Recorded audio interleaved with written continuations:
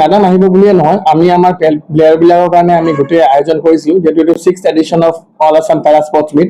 আজি 6 বছৰে আমি এইটো কৰি গৈছো, আৰু এইটো আমাৰ কৰাৰ উদ্দেশ্য হৈছে যেন আমি আমাৰ অসমৰ বিভিন্ন জিলাৰ পৰা চুকে কোণে অহাৰ পৰা আমাৰ খেলুৱৈখিনি আমি আইডেন্টিফাই কৰিব পাৰো, আৰু সেইখিনি খেলুৱৈক আমি গুৱাহাটীত আনি পেলাই নাৰ্চাৰ কৰিব পাৰো, ট্ৰেইনিং কৰিব পাৰো, যোনটো আমি লাষ্ট 4 ইয়াৰ্ছে কৰি আছো। আৰু সেই 4 ইয়াৰৰ ৰিজাল্ট আপোনালোকে দেখিছে।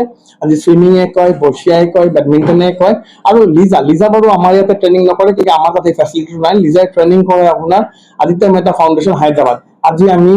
আজি আমাৰ এই প্ৰচেষ্টাত টেলেণ্ট হাণ্টত আপুনি দেখিছে যে মই সদায় গ্ৰাছ ৰুটৰ কথা নকওঁ, মই কওঁ যে targeting about the Asian games, Paralympic games, Commonwealth games, wish are the biggest tournament of the world.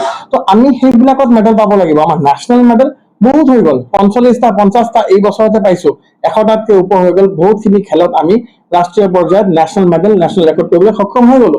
এতিয়া আমাৰ লক্ষ্য হৈছে, যেনেকে মই প্ৰথমে কৈছিলো, এছিয়ান পেৰা গেমছ আমি উত্তীৰ্ণ হলো, কমনৱেলথ গেমছ আমাৰ অসমৰ খেলুৱৈয়ে ভৰি দিলে, এতিয়া আমাৰ মেইন উদ্দেশ্য পেৰালিম্পিক গেমছ। আৰু মই ভাবো যে যদি আজি আমি বাকী খেলবিলাকৰ নিচিনা বা এডাল স্পৰ্টছ বিলাকৰ নিচিনা যদি 20% ছাপৰ্টো পেৰালিম্পিক স্পৰ্টছ অসমে পাই যায়, অসমৰ যোনটো অলিম্পিক্স, এছিয়ান গেমছ বা কমনৱেলথ গেমছৰ মেডেলৰ এটা ক্ৰাইচিছ আছে, ক্ৰাইচিছ নহয় জানো, এটা মেডেল আহে বা আগতে মেডেল নাহে, so I call it this a crisis for the medal in the world's biggest events. So মই ভাবো যদি আমি বা আমাৰ খেলুৱৈখিনিয়ে 20% ছাপৰ্টো পাই যাওঁ গভৰ্ণমেণ্ট অফ আছাম, আদাৰ এণ্টিটি, কৰ্পৰেটছৰ পৰা, এই অসমৰ Asian games, Paralympic games, Commonwealth গেমছত যোনটো এটা দুটা পদক আহে, এই ক্ৰাইচিছটো আমাৰ খেলুৱৈ মাৰ্চ কৰিব পাৰিব আগন্তুক দিনত। তো মই আপোনালোকৰ প্ৰতি আহ্বান জনাওঁ,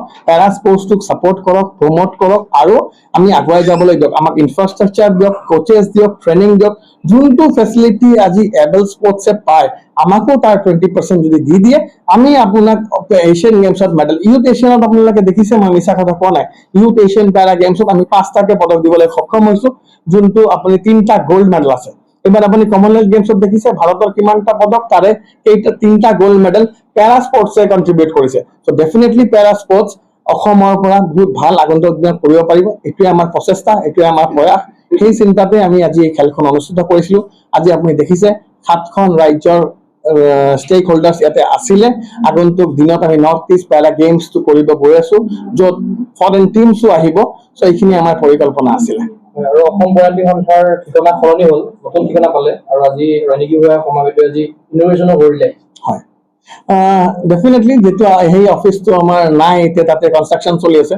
আজি আমাৰ তাততো অকল এটা টিম নহয়, পেৰা চুইমিং, পেৰা বেডমিণ্টন, পেৰা এথলেটিক্স, পেৰা বক্সিং, পেৰা টেবল টেনিছ, বহুত কেইটা 7টা খেলৰ junior, senior, sub junior team আছে। ইমানখিনি টিম আমি কেনেকে প্ৰেৰণ কৰিম যদি আমাৰ এটা চেণ্টাৰ নাথাকে? আমাৰ ল'ৰা ছোৱালীখিনিয়ে আমাক কেনেকে যোগাযোগ কৰিব? আমি এণ্ট্ৰি ক'ৰ পৰা প্ৰথম কাম কেনেকৈ কৰিম? কিন্তু মোৰ ঘৰততো মই তাহাঁতক মাতি থাকিব নোৱাৰিম। 5খন খেলৰ মানুহক আজি 50টা মানুহ মোৰ ঘৰত, সিহঁতৰ হাত নাই, ভৰি নাই, কেনেকে যাব? সেইকাৰণে ডেফিনেটলি এটা দৰকাৰ আছিলে, প্ৰয়োজন আছিলে, যাৰ বাবে directorate of sports and youth ৱেলফেয়াৰে আমাক এই ব্যৱস্থা ধৰণ কৰি দিছে। তাৰ বাবে মই তেওঁলোককো ধন্যবাদ জনাওঁ, অসম চৰকাৰকো ধন্যবাদ জনাওঁ।